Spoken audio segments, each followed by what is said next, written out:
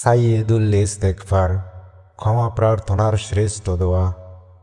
যে ব্যক্তি দিনে অর্থাৎ সকালে ফজর নামাজের পরে দৃঢ় বিশ্বাসের সঙ্গে এই ইস্তেগফার পড়বে, আর যদি সে সন্ধ্যা হবার আগেই মৃত্যুবরণ করে, সে জান্নাতি হবে।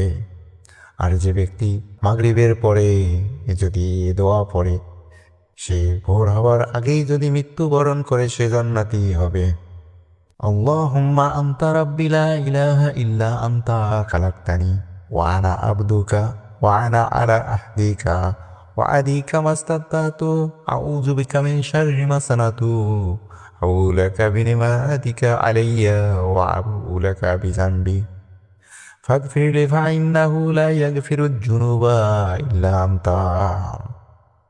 এটা সহিহ বুখারী শরীফের হাদিস, ৬৩০৬ নম্বর হাদিস।